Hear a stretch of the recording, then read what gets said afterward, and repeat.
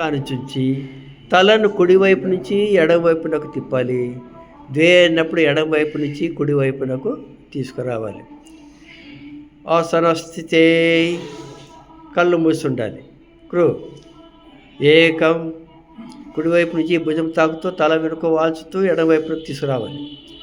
ద్వే ఎడమ నుంచి కుడివైపునకు తీసుకురావాలి రౌండ్ షేప్లో. త్రేణి కుడివైపు నుంచి ఒకసారి ఎడమవైపు నుంచి ఒకసారి.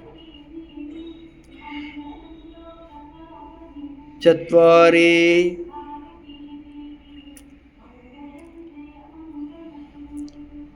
పంచ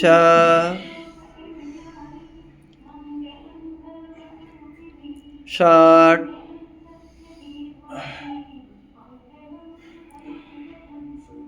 సప్త